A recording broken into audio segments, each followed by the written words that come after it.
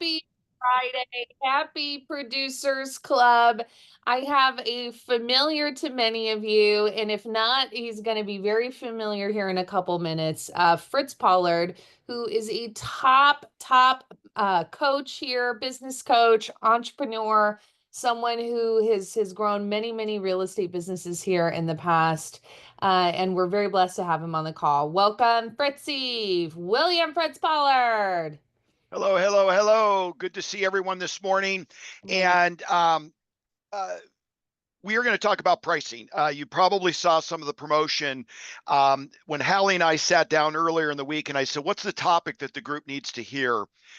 It seems like pricing is pricing is always important, but in the reality with the market we're coming out of, properties actually kind of sold themselves, and we didn't have to worry about being exact on pricing.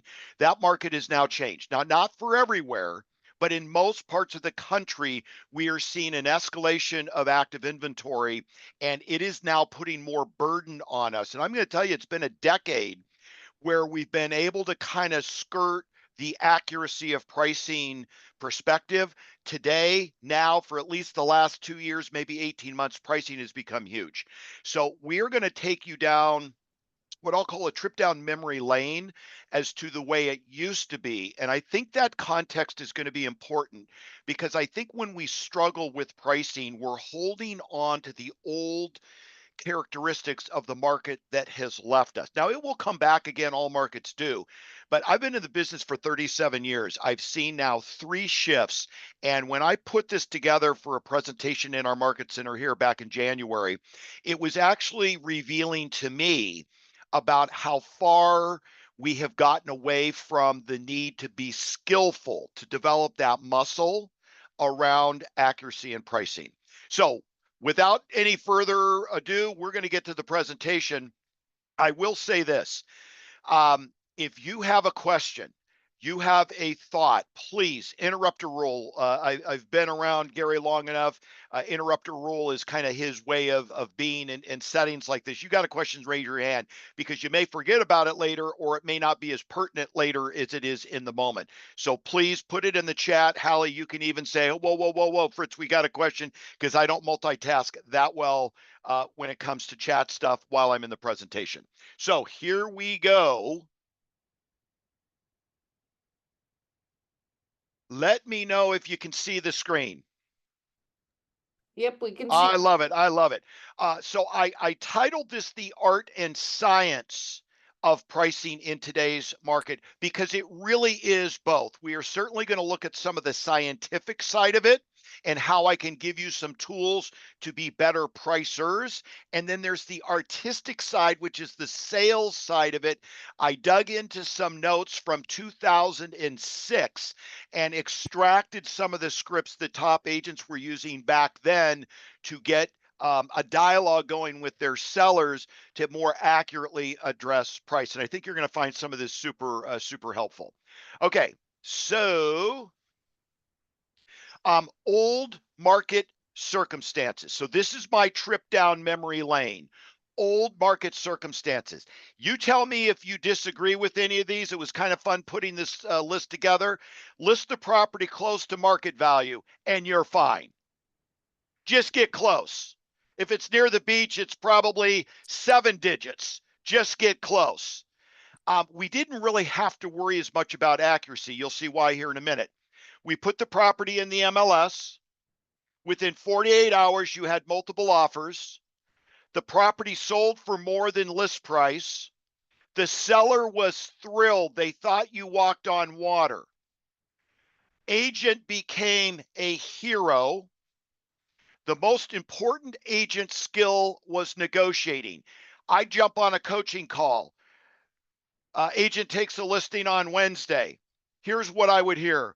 Oh my God, Fritz, I've got 30 offers to review. I don't even know where to start. And I would respond, are you kidding me? That's your worst problem. You're going to get a paycheck after about 48 hours on the market, and that's your problem. Now, granted, we had to work through that because that was happening on every listing, but the most important agent skill was negotiating. The CMA focus was on pendings and solds. Okay, that was the focus. We're going to get to where the focus is now, and I think it's going to be very interesting as you're preparing your CMAs for the current market circumstances. It is not on pendings and solds. Now, let me ask you this, and I think it's the next line coming up. What is the pressure on commissions in a old market? Super hot, agents the hero, sellers thrilled. Is the pressure upward? Let's just say a 6% commission to pick a number. 3 goes to the listing agent, 3% goes to the buyer agent. Just super traditional here. Do you think the listing side commission is upward or downward in a market like this? Downward. Okay. Why? It takes, not as much skill to the perception of the consumer, right? We're quicker to reduce our commissions or to not talk about having that conversation when we have multiple, transactions, right? You have more of that famine type mentality when Yeah, you only have one or two. totally agree. And if you think about this, lots of competition for those listings. The agent base knew that it was going to move quickly. They knew that it was going to not take a lot of expertise in marketing. Heck, we weren't even doing flyers on these properties. We couldn't get them back from the printer quickly enough. So we saw a lot of downward pressure on commission. And that is just the nature of the beast. And we were actually good with it because we actually almost had to do nothing. Now, I'm not going to say getting a deal from on the market to pending to close is a walk in the park. We get paid well to manage those egos and everything else. But when it comes to the real estate side of things, downward pressure on commissions. Any comments, thoughts from the audience in addition to Halley, who is an amazing TL and probably not selling at the pace she used to? We appreciate her filling the quiet gap here. Does anyone else have any feedback about the old market circumstances?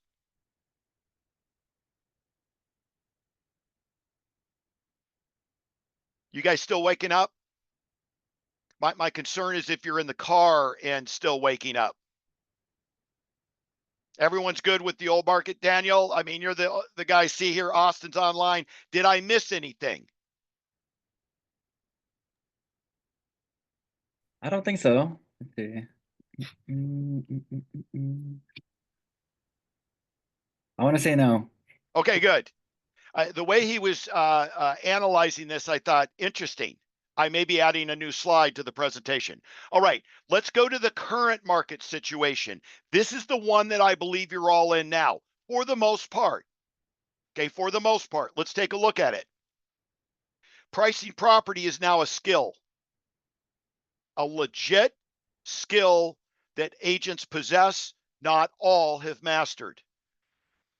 Features, benefit, location, and conditions now matter. I was working with a client, Beth Ryder. They did about 765 units in 2024, and they've got about 75 listings on the market at all times. And I said, what is your primary focus now? It is absolutely getting pricing nailed. She said, what used to backing to a slightly busier street didn't matter when a low inventory market was present and the buyers were plentiful. Today, she said that's probably a 50,000 to 100,000 adjustment. Now she's in more of a luxury market, just backing to a slightly busier street. Ladies and gentlemen, features, benefits, location, and condition now matter. You must account for it in your pricing assessment.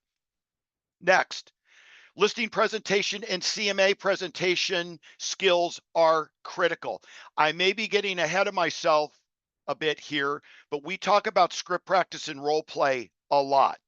At least the top performers, top players look at script practice and role play is a priority in their world. I am going to challenge all of you at least once a week sit down in front of a camera, your phone, whatever, sit down in front of a role play seller, another agent in the office, and run through your listing presentation. And even more specifically, spend more time on the CMA presentation, because getting the price right the minute you walk out the door may be critical. The worst thing to be thinking about is I didn't get the price right and I wished I hadn't taken it. Now you got to commit to all the marketing on an overpriced turkey. So that's what's at play here. You're going to have skin in the game like you've never had before. And some of that's going to be dollars skin in the game. Please stop me if you got any thoughts. Okay. Being the local economist is mandatory. Now, I'm going to show you some tools that will allow you to become the local economist, but I believe it was Shift where Gary said the local economist will be the leader when it comes to competing for listings. It will also help you in the pricing task.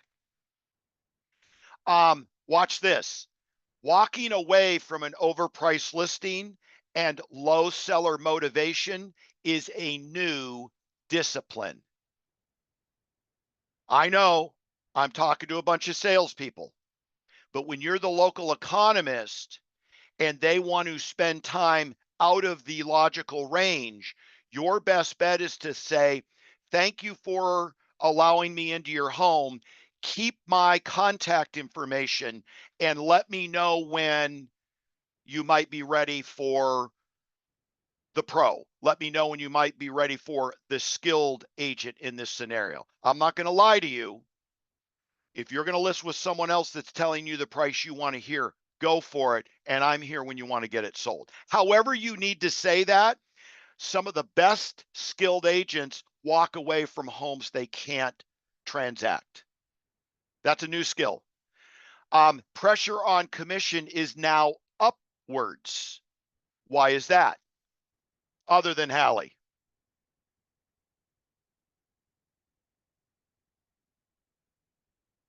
Daniel's already gone. Why can we make more money per transaction percentage wise in a market that I just described? You had some people drop some stuff in the chat. So it's not me Okay, saying it, it's the people. Okay. thank goodness. Artine says it's harder to sell now. And Mike says people are willing to pay for expertise. Yep. I mean, that's it. Now the pros get to thrive. So when we look at up markets, down markets, and again, 37 years in this game, I look at a more challenging market is a time to exit the low profession, low commitment agents out of the game. Remember, they could walk in the old market, throw a price on the wall, discount beyond belief and get the deal and get it done. They actually may have gone home that night and went to bed and said, I'm good. I'm a really good asset to this industry.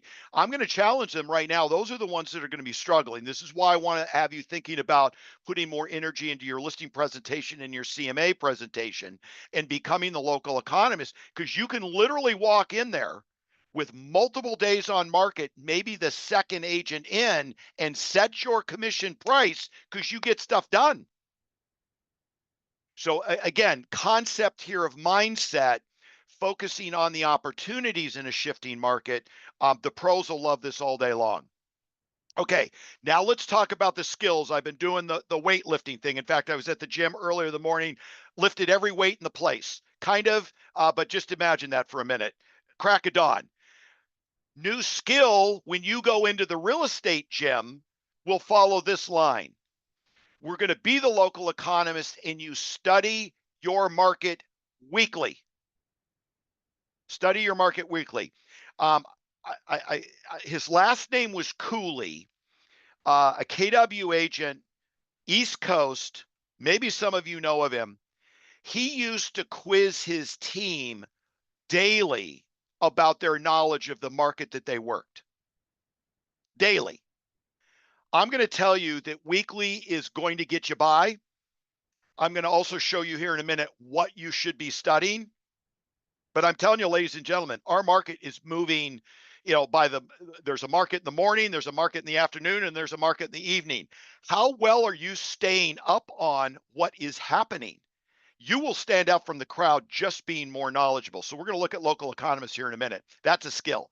We're going to practice our CMA presentation as much as your listing presentation. I want you to break those two presentations apart, get with a colleague, get with a leader, and literally take 12 to 15 minutes just working on an overpriced perspective from the seller. Your confidant in the office can play the seller and just work with you on the objection handling and the way to identify motivation and identify the range of price that you say, I can take this listing and sell it.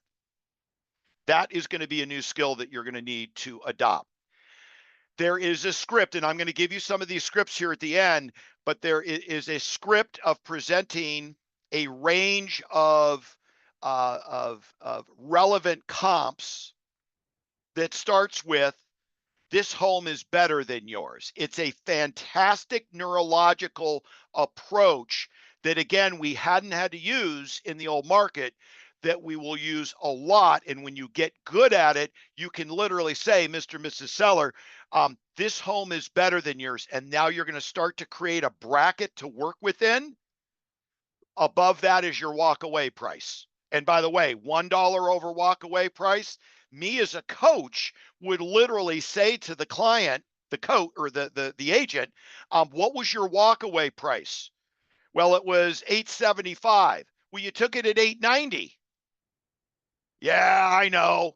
Okay. So it looks like we got some work to do on your walk away price. Did you reassess your CMA and you think it's now worth $890 once you got in and did the walkthrough? Or is it really worth $860 and now you got a problem? You get too many of those in your inventory and you're going to have a problem. By the way, you'll be you won't believe the words you're using. You'll say, I think I want to be a buyer's agent. I mean, literally we'll hear people start to say that, I'm really beginning to like buyers. No, you need to improve your skills on the listing side. Now, CMA focus, get this, ladies and gentlemen, will be on active listings. Your competition are the neighbors. It will be a race towards motivation. Pendings and solds are outdated history in a leveling market. I want to stick on this for just a minute. That comp is not relevant to what's going to sell tomorrow. It's the active listings in the positioning compared to your neighbors that becomes the primary focus. Does anyone have any feedback on that? This is super important.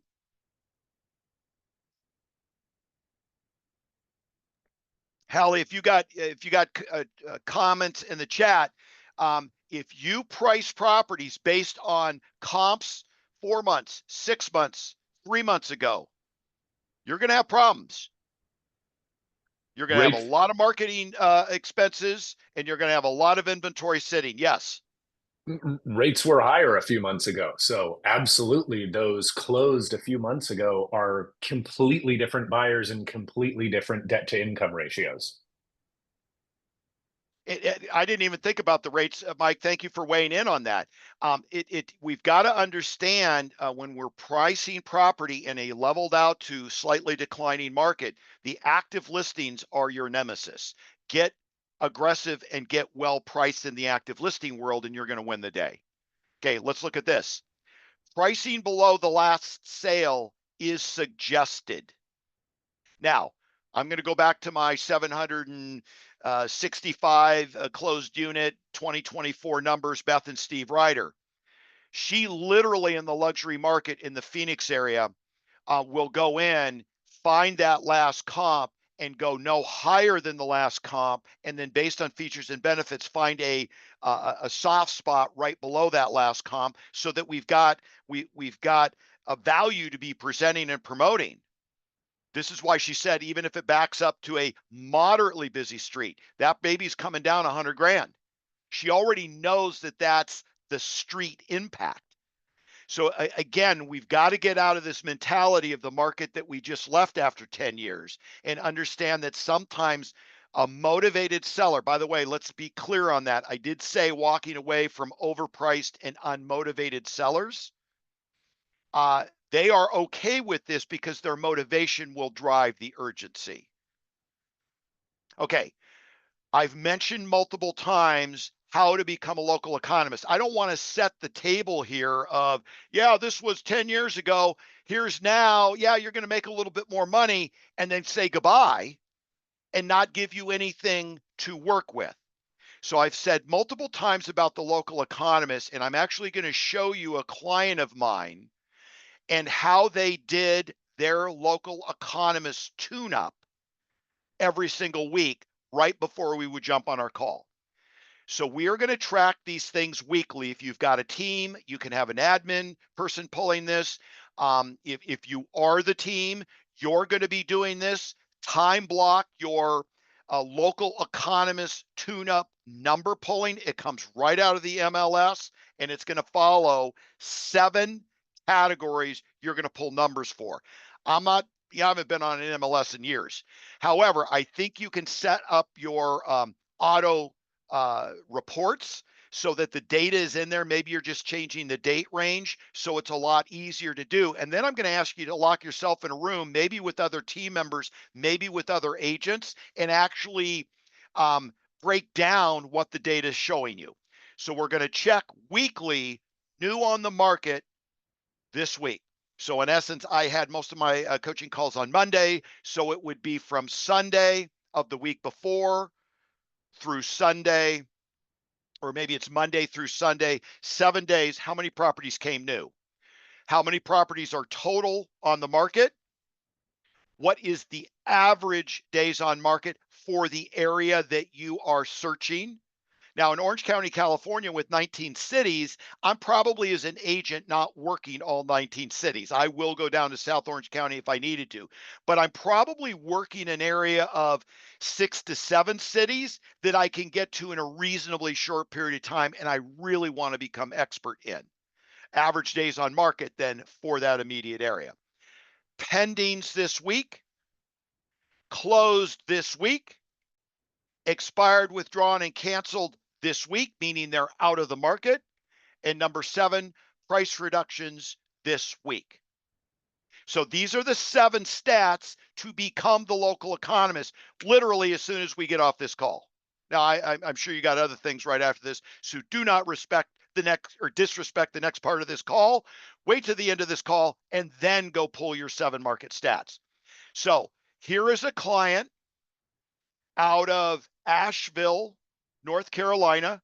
You might know of the name Asheville because that's the one that got hit with the tornado or hurricane winds in and around September, October last year. Devastating for that area. But this particular client works aggressively 5 counties. So on our Monday coaching call, for years, they would pull these 7 stats. Buncombe County is their primary market area. And so here's your total active. Now notice the dates here. Would we kind of expect inventory to be dropping middle to late December? Would you expect that? Halley's all over it. If Halley was working in Buncombe County, she'd go, Mr. and Mrs. Seller, this is normal. Oh, by the way, if inventory is dropping like that, when might be a good time to come on the market if you're a motivated seller? Please, someone respond to me. When there's less competition. Thank you, Bob. Right now. Right now. So if you think about this, just one stat becoming the local economist, I might be saying to all of my Q1 sellers now. Well, yeah, but it's the holidays. I know. You want to net a higher number at close?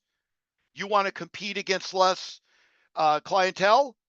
Seller, that is. Now's your time. Let's look at the new listings. They dropped off big time.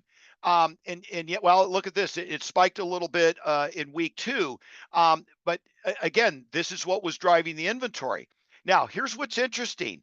For the first half of the month, look at mid-December. Boy, you might be kind of excited to have taken the risk to be on right after Thanksgiving. You had 69 pendings in 1 week as inventory dropped out of the 9s into the high 8s. Heck, you might have your home with a sold sign on it heading into Christmas and give yourself a new gift after the new year and you're moving. But if you didn't know these stats, you're going, I kind of want to take December off too. We had no clue what the value to the client is because we didn't know the stats. Forget closings for just a moment. That's usually what happened 90 days ago. But look at our expireds. Early December, properties coming off the market. When do you think those may come back on the market? January. You bet. January, February, March, maybe even spring. So if I'm now getting strategic with my client and they have a high motivation to sell and want to get priced right, low inventory, a little kick up in demand mid-month, we've got expireds coming off, man, this may be the perfect time to come on the market. And then look at these price reductions. I thought this was interesting. You drop below 9. We have the highest pending week of the month. I wonder if these 77 price reductions had anything to do with it. Oh, wait a minute. Probably the price reductions happened the week before, 86. I wonder if that has any correlation, Mr. and Mrs. Seller. Well, we were thinking about trying it a little bit high. Well, most sellers do. Here's the dilemma. If you try it high and miss your buyer pool, are you going to be reducing it by more down the road? See, I can now start to have all these conversations as a consultant who understands the economy. So I don't know, Halley, if we want to make these available to everyone. This was just a chart that worked well for this client, but I just broke down a North Carolina market that any of you with these stats could have walked into in the month of December with just what I discussed and effectively gone in and counseled a seller, let alone your own market. Christine. Good morning. First, I want to say I love you, Fritz. Every time I hear you, I think you're fantastic. Well, thank you. I couldn't comment earlier because I was following Jeremy and I was on my treadmill. Anyway, I giggled at a lot of stuff you said because I'm like, that's so true. And I've done so much of the stuff that you're talking about, but it was really great to see it laid out as you had it between last market, Yeah, thank you. Now, but I was going to tell you something else about what you're talking about right this second. Besides being the local economist for ourselves, I've turned my client that I have right now into the local economist for herself. And that is the best, talk about being a hero in your client's eyes, because I hear her talking about to the neighbor. She tells me, oh, that person's agent doesn't know, that's so many days on market. And it makes her an educated, informed seller. Yeah, she's empowered. And she's a buyer. So for her, she doesn't, she's a great client. And, but I will say one thing, I know listings to last and all that, but I still love being a buyer's agent. Totally. Well, a lot of you do. And yet the reality is buyers have something to sell. So we back into the listing world, whether we like it or not. And if you're not interested in working those listings, Halley would love to take them and put a second or a third story on their home. No, just kidding. However, I know. We can love buyers and we stumble into the listings and we want to be really, really a proficient at it. I really appreciate what you said, because if you've been in the market prior to the 10 years of just this grandiose, beautiful thing that we were given, I think sometimes we get depressed about, gosh, maybe real estate's not for me. No, it's for you, for if we're going to step up to the pro level. And I think once we start studying our market, we get there. What I love about what Christine said is she's turned the client now into the local economist. These are things I would be sharing with the client weekly, and then having price economic updates that go along with these stats. Couple of scenarios. I used to coach Karen Bernardi, one of the first agents back decades ago that made $1 million, before we had all the Gary models and all this stuff. She had 125 active listings. She did not have enough signs or lock boxes. Just think about that. The cost to service 125. I said, and she goes, Fritz, I'm taking almost a new listing a day. She was a big time agent. So I said, here's what we're going to do.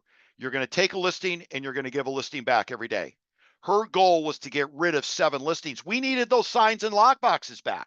So we took these 7 market stats. Her admin team, their job was to send out 125 reports because we needed call-in price reductions. Because how do you service it all? So we were sending those out. What did we find? We were starting getting people that were becoming their own local economist. Then I said, we have to leverage even more. Let's pick one day a week. You're on for 30 minutes and you're going to discuss. Anyone that wants to get on and talk about market and economies of scale and listings and everything in between, so that you can do it in groups, not necessarily one-on-one, because you just didn't have the time. And that helped her move this inventory, get paid on a lot of stagnant and sitting inventory. So Christine, thank you for reminding me of the value of educating our client. Okay, now let's hit our scripts and then we're done. Again, we'll get these slides out to you. These came from the class of 2006, and I just wrote these things down as unbelievably powerful scripts around pricing. So it could be the day you take the listing. It could also be the day you go in for the price reduction. So based on the market stats, Mr. and Mrs. Seller, that we know to be true. Now, what does the seller think? Oh my God, here comes the commission hungry agent. No, I'm a pro. My job is to get your home sold. That's what you hired me for. So let's take a look at these stats that we know to be true of the market. Who knows what they think those stats mean or why we're bringing them? Now, you educate them like Christine's client, and they may go, yeah, we've been watching this. I think we need to adjust the price. They may beat you to the punch. Watch this one. The market is at fault. Who does the client want to blame? You said, why did, this is what I heard. No, listen, let's look at this. The market is at fault here, Mr. and Mrs. Seller. Let's revisit your motivation. Let's revisit where you want to be and when you want to be there, and let's get aggressive on our pricing. It is a beauty contest, Mr. and Mrs. Seller. It's also a pricing war. Little different language. Then you pull out all that list of active listings that are competing against them. Let's see who we need to go to war against. Just giving you ideas. Buyers are coming to see your beautiful home, yet they just don't see the value. Now, you may be doing some follow-up with agents and getting client feedback, but that is why the client's not buying. It's overpriced. They're not seeing the relevant value. Sometimes we've got to find eloquent ways to say that. Here's an important one. If you knew your home would be worth 600, now for some of you on this call, you're going like 600, that's a mobile home. But if you knew your home would be worth 600 in April, would you take 650 today? You would set up the ranges of time to be more appropriate. But I think in a declining market with question marks around, if we don't get it adjusted and sold now, look back to December in North Carolina, might we be looking at a spring market with more competition and a lower price? CMA presentation. So here I'm going to lay this out. This is what I had a lot of my clients actually practicing and studying. Sun Valley, Idaho, she was a luxury agent. She was getting the wrong prices on property and then paying the price. So she took 3 properties, three comps, one that was nicer, one that was not as nice, and one that was exactly like the property that they were comping. They always started with the nicer home. And just think of a seller sitting there who's all over the board in pricing. You want to bring them into a range. Mr. and Mrs. Seller, this home, this actually the printout of the property is nicer than yours. You just put a bookend on the top end of the market. Mr. and Mrs. Seller, now you can have a little discussion about that. Mr. and Mrs. Seller, this home is not as nice as yours. Client sitting there going, thank God, No kidding. That's on a different street. It's in a different location, so on. And then this home is just like yours. Now we've set two bookends and a preferred middle price that we think is going to be more marketable. And we use the presentation and the format of the comps to set those bookends. Again, it's something you need to practice, and you need to be very well scripted around it. But this is a good way to put a top end on that way out of line price. And you can role play that with your partners in the office. Take sellers to go see the competition. It's a wonderful way, instead of talking and maybe breaking rapport, to say, you know, Mr. and Mrs. Seller, let's go look at that one that I've said is nicer than yours. Or a handful. Let's put on our buyer goggles and see how we see the values. Remember, your competition is the other active listings. Here's an interesting one. We got two more and we're done. Buyer language, they want to hear that there's been a price reduction. So you buyers agents out there, you're maybe got your hot list together, a property gets reduced in price. Hey, Mr. and Mrs. Buyer, I just identified 3 price reductions. We need to go see those today. Seller language is price correction. There's been correction in the marketplace, Mr. and Mrs. Seller. I think we need to get together. Let's take a look at how that's impacting your property. And then I thought this was interesting. This came in right before we did the presentation in January. 60% of active listings had at least one price reduction in January that were live in the MLS. 40% had 2. So this was a sign coming into the early parts of this year that we were going to be confronting a slightly different market than we had been used to. And without further ado, and running over by just a moment, that is what I've got. Any quick questions about anything before I turn you back to the amazing Halley? Fritz, thank you so much. I just want to give a moment in case anyone wanted to unmute and share. There was so much there that you unpacked. You know, I think it's really important to be that economist of choice of right now, today's market, not the 6 months ago market, not even a month ago market, because it's changing so quickly, to be really impacted and embrace what those stats look like is going to take everyone to the next level to be able to have those conversations of value to the sellers, things that they're not going to be able to get on their own. So that's so key and so important in this whole conversation. Thank you so much for joining us, Fritz, and sharing. Everyone, we will have the slides to be able to send out. Fritz will send them over. We'll drop them in the WhatsApp chat for our offices, but we appreciate you all. Go out and have a very, very impactful, terrific weekend. You guys reach out if you need any help. We're here to help support you. Have a good week. Let's get in escrow. Thanks, everyone. Fritz. Goodbye. Thank you. Thank you, everyone. Thank you. Thank you. Thank you, Fritz. Thank you, everyone.